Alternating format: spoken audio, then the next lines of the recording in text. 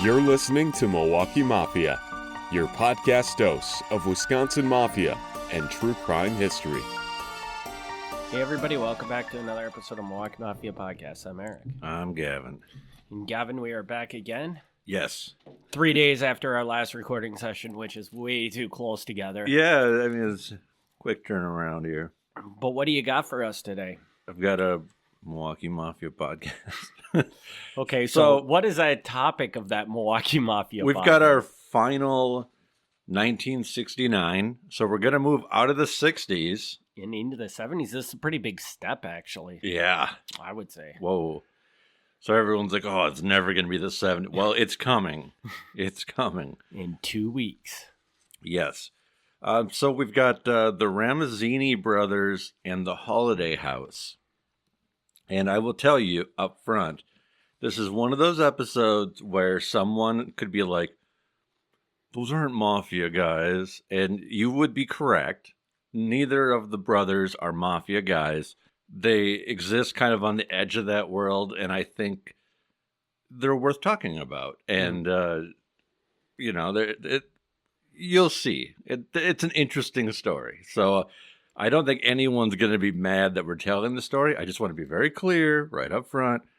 Not strictly speaking mafia guys. But if I did strictly speaking mafia guys every single episode, this podcast wouldn't be running for years on end. So that's just how it is. And I would also like to point out the fact that just my tidbit on this is that I'm not here for a mafia story. I'm just here for an interesting story. There you go. So if it's not completely mafia based, I'm okay with that. There you go. Perfect. Perfect. So the two brothers we're going to talk about are Bruno and Ray. Mm-hmm. Bruno is the good brother, just to be clear. So Bruno, when he's 20 years old in 1938, he was arrested and sent to Chicago, where he was wanted as a material witness for a murder, which is a good start. And this is the good brother? This is the good brother. Okay, so I hate to see what happens when we get to the bad brother. George Cabanda, age 23, was shot and killed. Oh, no, sorry. Was not shot and killed. He shot and killed another man named William Pollock, 23, in front of a Chicago pool hall. Two other people were also picked up as associates, but Ramazini, like I said, he's just picked up as a material witness, so he must have seen something. They arrested him and held him until they could get him to talk about it. You don't hear about people getting arrested as witnesses too often. No, and held for a period of time is a little strange. I mean, I know they used to do it. I don't know how often they do that now. But yeah, that's the first time he pops up in the news is being a witness to a murder, so that's fun. Shortly after this, he is arrested himself for assault and armed robbery and sentenced to 2.5 years in the Green Bay Reformatory. That's pretty much the end of his bad streak. Okay. All right. He didn't start off good, though, so... No. So Bruno, 20 years old, armed robbery, gets sent to the Green Bay Reformatory, and apparently straightens him out. He's no longer going to be a bad guy. He's going to be the good brother. Ray is the bad brother. And Ray is the focus of most of this episode. There's going to be stuff in here where you're going to be like, what the hell? Like, why would you do that? So Ray is sent to Waupun Prison in July 1942 on charges of assault with intent to commit armed robbery, entry of a building employed for public use, which not quite sure exactly what that means, and theft of an automobile. He could have served a maximum of 12 years. Now, less than a year later... Good job. Prison system. No. Okay. That's coming. Okay. That's coming, but not yet. Before sunrise on January 29th, 1943, 4 inmates at Waupun State Prison make an escape by creating a makeshift ladder to climb over a 22-foot wall on the west side of the prison grounds. The guards were quick and shot at them, killing one of them, burglar Frank Kopjar of Milwaukee, 2 others were wounded. Kidnapper Charles Bennett was shot, and so was car thief Wendell Fowler. Bennett was shot in the head, but prison doctor said he'll be okay. So it was one of those good getting shot in the head situations. The men felt it was a good day to try because the warden was away at Fort Custer to attend to war prisoners. This is World War II. Mm-hmm. But the deputy warden was ready. Before scaling the wall, they cut the switches to the lights, making the interior rather dark. Their ladder was stored in the tailor shop, on scene behind material that was to be used for building a partition. It resembled junk, and the rungs were made from old plumbing. And all they had to do is they had a series of bolts that they just had to slide in, and they would reassemble the ladder. So it went from being junk to a ladder in under a minute. Well, that's impressive. Yes. Fowler made it a block with a bullet in his leg, hiding under a barn. The deputy warden told the press, "We knew he was hiding there, but we couldn't see him. I ordered him to come out, and he wouldn't, so I ordered some tear gas. He surrendered when he heard that I said tear gas." The fourth man, of course, is Ray Ramazini. He was recaptured without being shot 4 blocks away. By the strangest coincidence, he was hiding under a car in the garage of Harold Manley. And Harold Manley was one of the prison guards that was chasing him. He was put in solitary confinement while an investigation was being done. They wanted to make sure nobody else was in on it and nobody on the outside was waiting for them. It turned out that pretty much nobody was, as far as they could tell. It was just these 4 guys. Mm-hmm. But yeah, so yeah, within a year of being in prison, already being part of a prison break. So.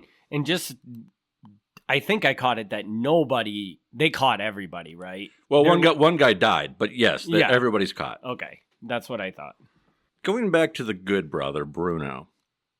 So Bruno opens up a place called the Holiday House.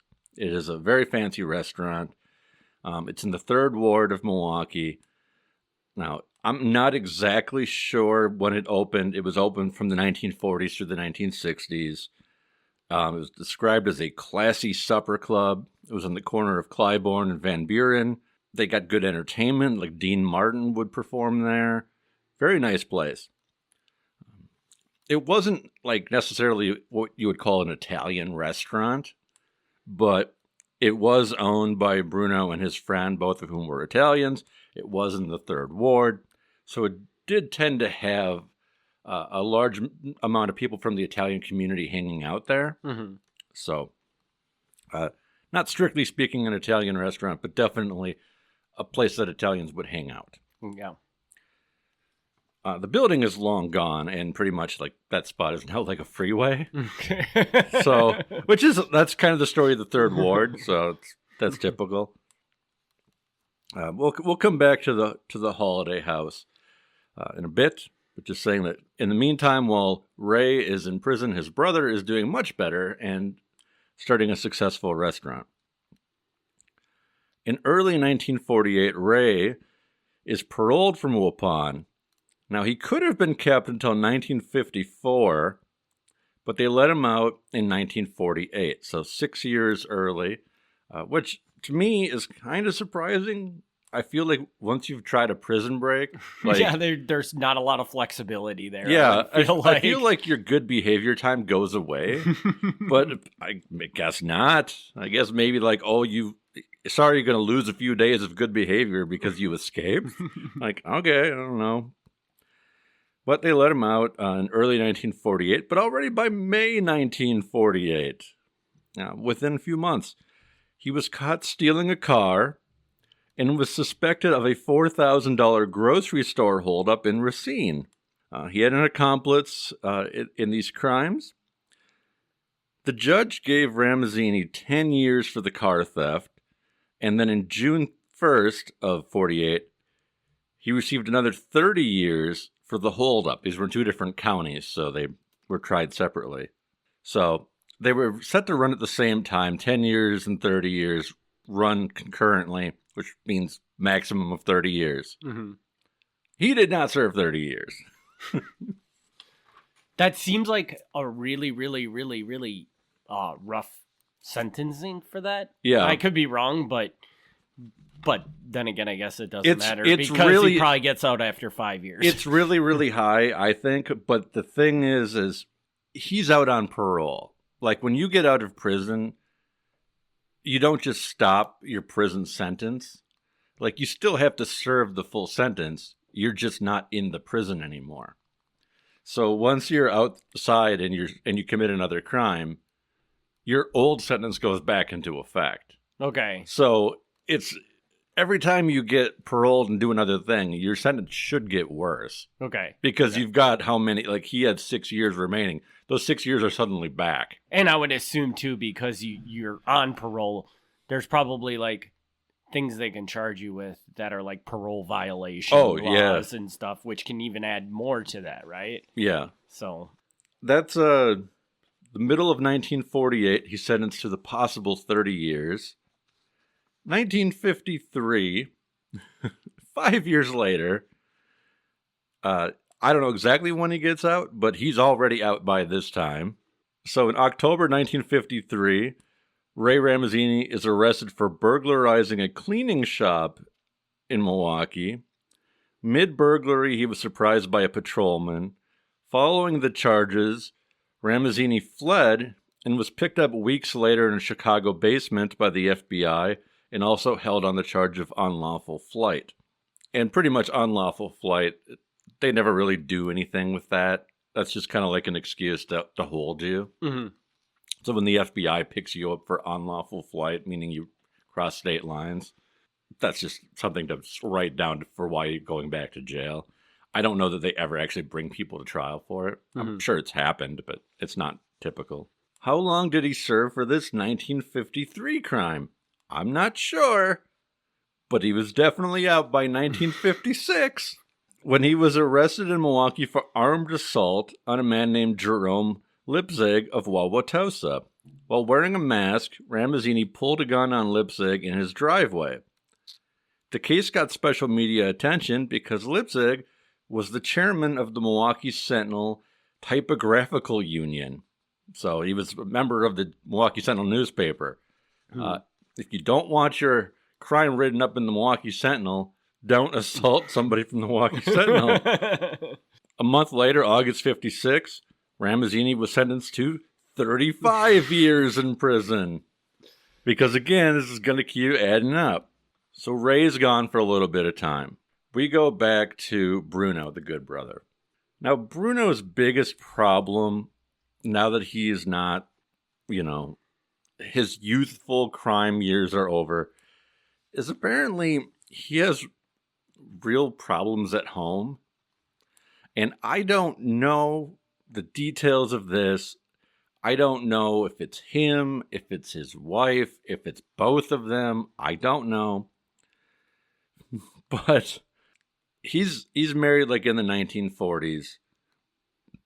And by 1961, his wife has filed for divorce against him 7 times. Wow.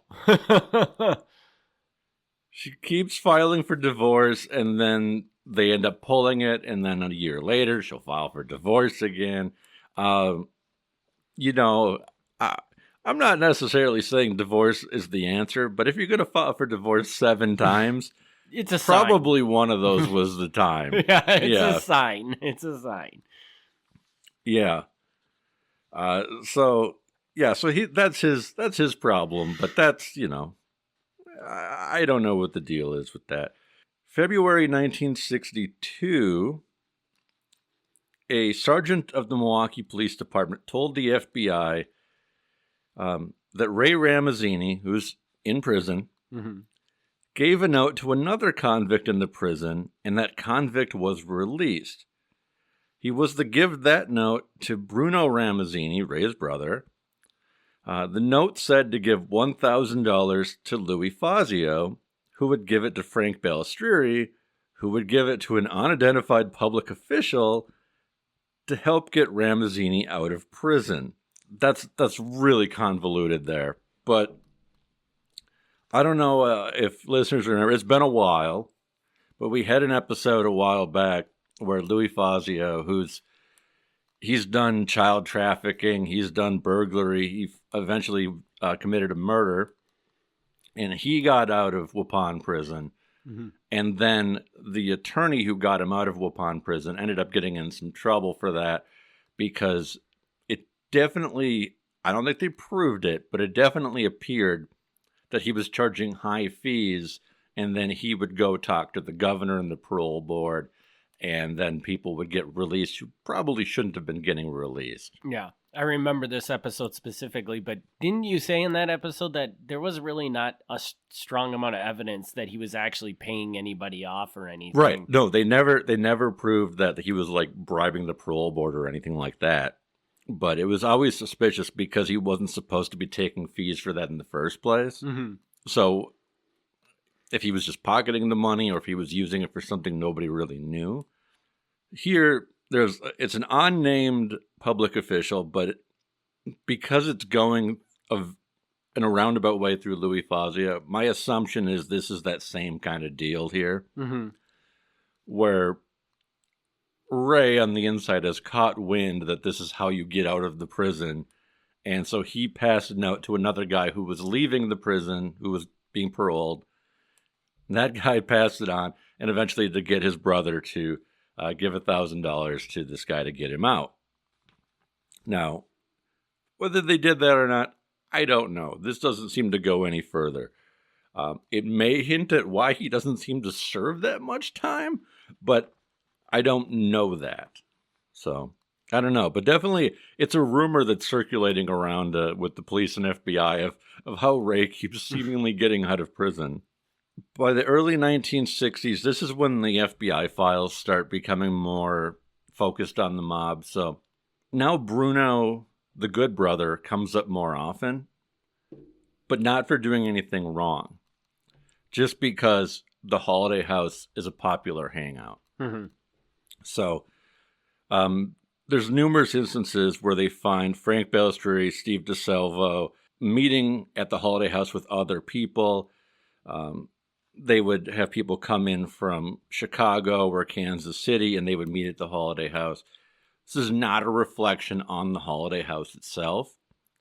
It's just a classy place to meet somebody. It's just a classy place in the Third Ward where all these mafia members are. So it just makes sense that that's where they're going to go eat, right? Right.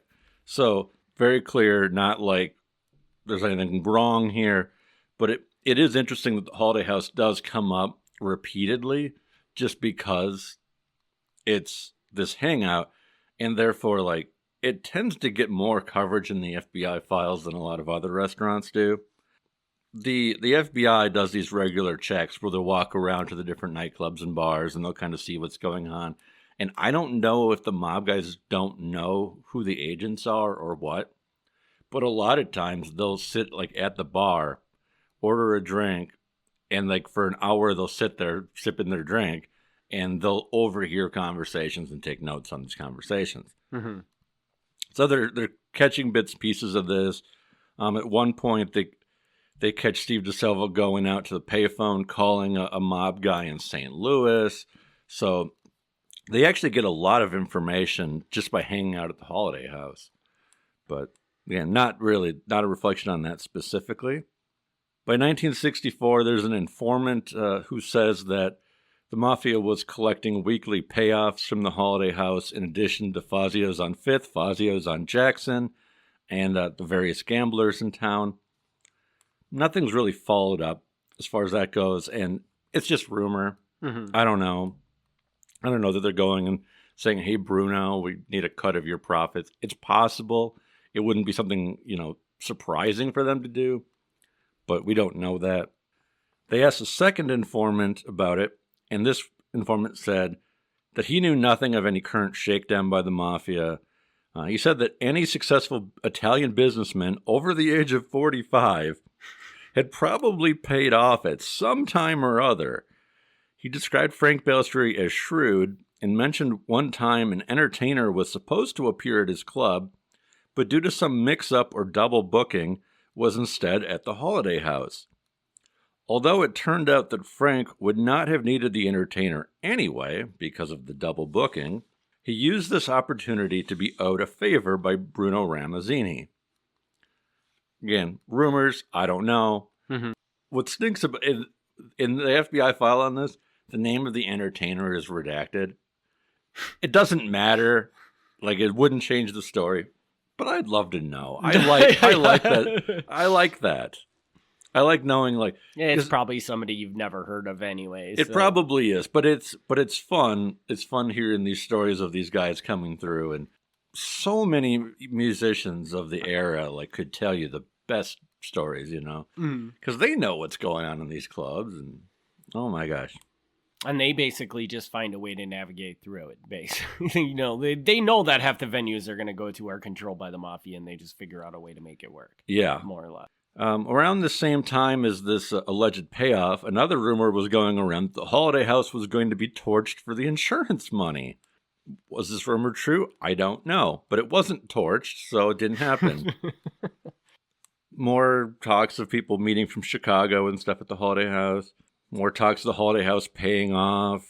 Apparently, one informant claims in 1965 that the payments from the Holiday House are for Bruno to get permission to have rock and roll bands, which sounds really weird, but the idea is that rock and roll bands are kind of like the new cool thing in the 60s. Mm-hmm. So Frank wouldn't want two clubs in town having rock and roll on the same night.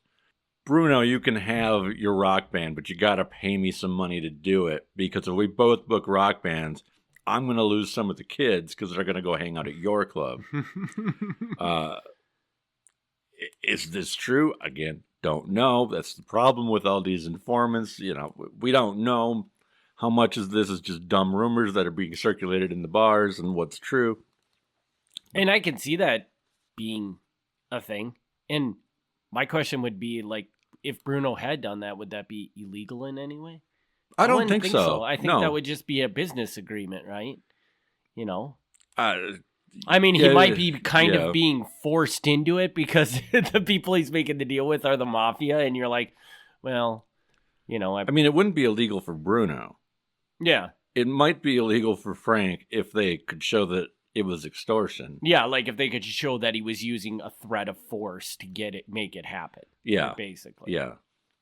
But yeah, so much of this is always rumor, and like consistently when the FBI or the police would ask the bar owners or the business owners, you know, 9 times out of 10, if not more, they'd always be like, I don't know what you're talking about. Yeah. And so we don't know. Like, then it's put in this thing where it's like, do they not know? Like, is this not happening? Or is this just what you say because you don't want the mob guys finding out that you're telling people? So again, at this point, we've been doing this podcast for how many years now? People should know this is kind of how it works. There's a lot of rumor going around, and you can never figure out what's true and what's not. But absolutely. July 1965, we go back to our other brother, Ray. And now we're going to stick with Ray for the remainder of this episode. Okay. Ray escaped from the prison. He did it. All right. Yeah. He apparently was behaving well, so they moved him to a prison at Union Grove, which is near Brookfield, where the security wasn't quite so good. And on July 5th, 1965, he escaped. He had 25 officers and even some bloodhounds looking for him, but he got away. He got away. Good on him. Yeah. Now we know. So this time he actually escapes. How long of a duration has he been in prison at this point in time now? Just since the last time he went in. Not talking total, but since the last time. I feel like he's been in for a little while at least. It looks like since maybe about 56. So, yeah, maybe like 9 years. Actually serves a good stretch at this point, it seems like. I mean, it's only a fraction of his 35 years he was convicted of, but... Yeah. Is caught 6 months later. but he makes it all the way to Winnipeg, Canada. Before he gets caught. Nice. And there he's caught because he's arrested there for forgery. I don't know. You know, there's some gaps in the record here. So I don't know what happens between December 1965 when he's picked up in Canada. Presumably gets sent back to prison. But by July 68, he's out. Yeah. I have so many gaps here because once upon a time I had access to the Milwaukee newspapers and I don't anymore. So a lot of this is hard to look up the details unless it appeared in other newspapers. Mm-hmm. But I can kind of piece it together. July 1968, Ramazini Ray was arrested for armed robbery. His accomplice was Jane Seiler, a woman who would fake car trouble and then lure in men to pull over on the highway and help her. Nice. When she got a man to help her who looked like he was wealthy, she would invite him back to her room at the Holiday Inn in Milwaukee. Not the Holiday House, the Holiday Inn. Mm-hmm. Then Ray would burst into the room and rob the man. It's unclear how many times they tried this trick, but he did get caught for it in July 68. The way I understand this is it seems like the trick here is instead of robbing him on the side of the road, you bring him back to the hotel room because then he's less likely to report it. Because because he just went back to a hotel room with a woman. Yeah. And depending on what that guy's situation is, he may not want to tell the police that he was in a hotel room with a woman. Yeah, that's a very fair thing. I still think that this sounds like it's not going to work. I mean, this is not a very good plan in my eyes. Yeah, like I don't know how many times they tried it, but on this occasion in July 68, the guy did actually report it, so he got in some trouble. He's out on bond. He's awaiting trial, so he's still free for the time being. So he's just going to go back and start it right back up again. March 1969, so this is about maybe 7 months after that. He's still out on bond. He makes his way down to the Chicago area. So Ray and another man named Harold Simpson went to the home of John Norassi in East Chicago, Indiana, which was next door to a grocery store that they ran. I'm sure the John Norassi, I'm sure I'm pronouncing that name really terrible because I looked this guy up and his birth name is this completely unpronounceable Polish name. And if longtime listeners, I mean, if you think I butcher Italian names, the Polish name's so much worse. But he seems to have later changed it so his children have this spelling, which I would say is Norassi. It could be Norassi. I'm not sure, but it's better than me trying to pronounce the Polish version of the name, which is just not going to happen. A lot of extra letters that I don't know what you do with them. Well, anyway, so this grocery store owner, he's 79 years old. His wife is 70 years old. They're at home. These two guys break into their house and are sprayed with a chemical. Do not know what the chemical is, but apparently it's something to knock them out. However, 14-year-old Joseph Skibor, who's a nephew of theirs, lived across the street and saw the men enter the house and knew it wasn't right by the way they entered the house. Clearly they were not welcome there. He alerted his uncle, who also lived nearby. There's like at least 3 family members who all seem to live in the same block. He alerts his uncle, George Elmison, and Elmison grabs a shotgun, walks over and looks in the window where he saw the couple being tied up. This is his mother and father-in-law. Mm-hmm. Elmison fired through the window, taking down one of the burglars, Simpson, who stumbled into the basement and died. The other man, Ray, ran and began firing his own gun back, hitting Elmison in the face and the hand. Ooh. But apparently not seriously. Elmison recovered. Okay. Elmison fired again and hit Ray. Ray ran off, but he was found dead 4 blocks away in a field the next day by some children. Wow. A third man, the getaway driver, escaped. As far as I know, he was never named in the press, but the police said that they were suspecting a Milwaukee man with a history of armed robbery.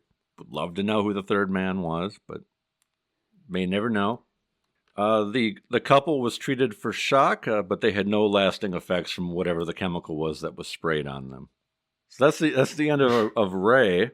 Yeah, this is one of those stories again where a guy goes to prison, and not only has he broken out twice, but when he's not breaking out, he seems to get out way too early. He gets out way too early, and he clearly, he's not getting any smarter as a criminal. Yeah. And B, he's not learning that maybe this life is not right for me. Because it seems like as soon as he's out, he just goes back to doing the crap he was doing.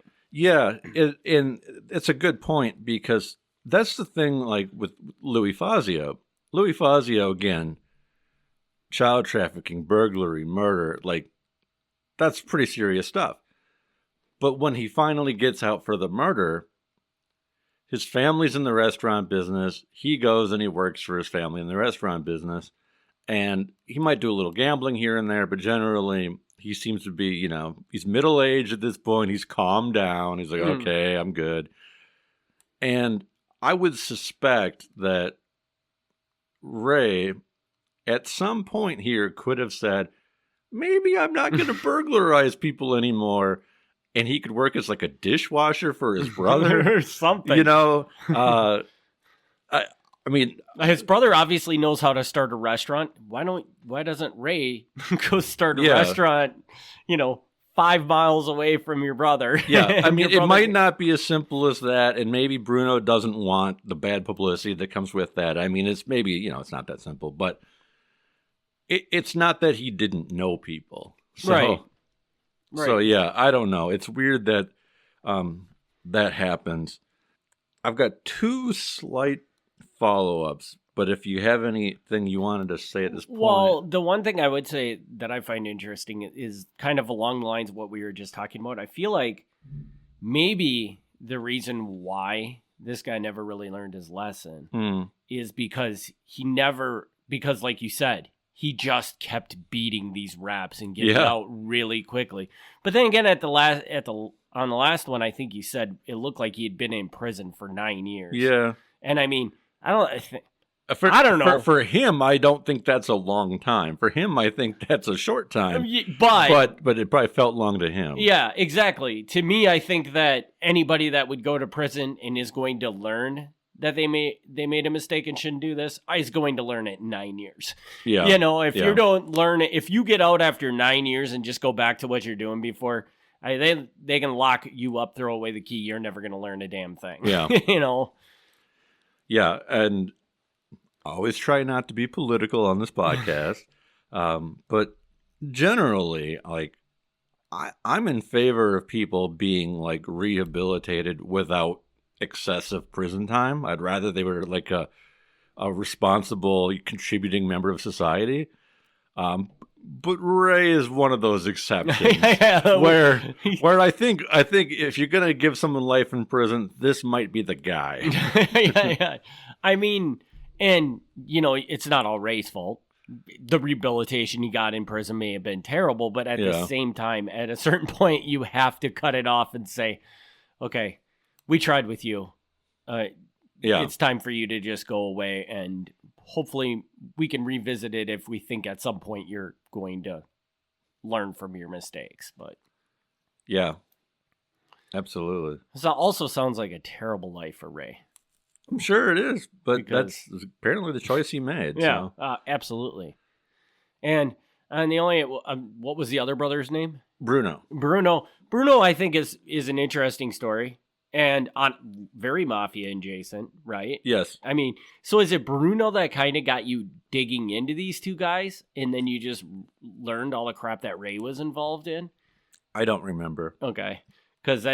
But Bruno seems... I think it's safe to say that I knew who Bruno was first, yes. Yeah, I would imagine, because he's so...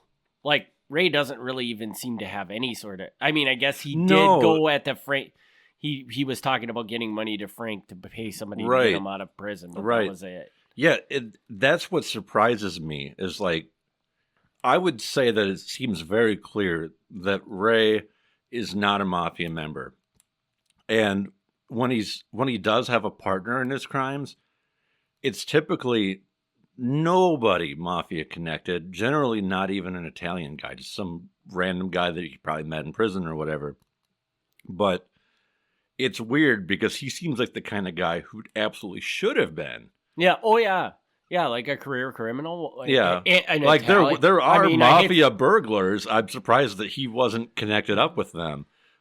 He probably would have been more successful if he met up with them. But yeah, even though he's on the edge of that world, it doesn't seem like he's ever part of it at all. Whereas Bruno, not a Mafia member, does actually know these guys. Yeah. But I think, based on the story you told, I think he knows these guys only just because of he happens to run a business in the Third Ward and just crosses paths with these people. Right. It doesn't seem like he's doing anything nefarious. Maybe he's paying people off at some point in time, but if he is paying people off, don't you think it's probably just because for his safety? It's not because he's Mafia, no supporter or anything. It's just that he's afraid he's going to die or lose his business if he doesn't pay them off. No, I got nothing bad to say against him. No. Yeah. So I think it's a two-sided story that's quite interesting, and it's just I'd love to know what happened to Bruno, that Bruno was smart enough to walk away from this, and Ray, just with an unabandoned stubbornness, just kept going back to it and back to it and back to it, and screwing up his life further and further. So yeah, it's an interesting story. Yeah. So what were I think you said you had 2 more points, right? I do. Yep. So what are those? One, totally unconnected to anything, but I'm going to throw it in there because it's a weird, random fun fact. Bruno's daughter, Donna, and I think Donna may still be alive. In fact, she probably is still alive. She was the catering director at Alpine Valley. For people, I think people should know what Alpine Valley is, but it's like a concert venue area in East Troy. You don't really hear about it much anymore, but they used to have major concerts there. Yeah, and do they not anymore? I don't know. That's weird. I don't know. Well, anyway, on Sunday, August 26, 1990, as catering director, she served Stevie Ray Vaughan, the legendary guitarist. She served him a meal of steak tenderloin and double-baked potatoes. Earlier that day, she met with him in his trailer, and they went through the entire menu to make sure that everything was to his liking on the menu, and it wasn't interacting with things that he was doing. They had a nice conversation. Everything was good. All right? So he eats his steak tenderloin and his double-baked potatoes. Okay. That night he plays his show. Well, after this he plays his show. He then hops on a helicopter, flies off, and the helicopter crashes into a ski hill shortly after takeoff. Everybody on board dies. Really? Yes. Well, that's just random. Who would ever thought he died in Yes. I'm assuming he went down in Wisconsin, right? Yes. So first of all, yes, Stevie Ray Vaughan dies in a helicopter crash in Wisconsin. So if you didn't know that, now you know that. Totally. Did you know that? No. Before, okay, I was gonna say because I had no idea. No, I know about the guys Buddy Holly who crashed as they were leaving Wisconsin. That story I know. But so like I said, totally random side fun fact is that Bruno's daughter fed Stevie Ray Vaughan his last meal. Yeah. So there's that. I just This is a really She didn't kill him. She didn't cause the helicopter crash. This is a really stupid question, but is that basically what the Alpine Valley caterer would do? Would just feed the performers? Yeah, I guess. Okay. Like, that's weird to me, but I guess it makes sense. Yeah. So, interesting. Yeah. And the other thing was years ago, in the before times, in the pre-COVID days, I was contacted by another daughter of Bruno's, and we met up at a coffee shop in, I think it was Bayview. I mean, it was definitely in Milwaukee. I think it was in Bayview. But either way, most wonderful, most pleasant person. She was wonderful. And she brought with her photo albums. Oh my gosh. Those photos, I don't know, where those photos are going to end up, but they are the most amazing photos because most of them are like of Bruno, but they're like with, the celebrities who come through. So all the musicians. Oh, that's super cool. Yeah. And there were numerous photos of him hanging out with Frank Balistrieri at the Holiday House. So it was like really like I don't know that I don't think we've spoken since that time. We hung out like an hour. She was, like I said, really great, really pleasant.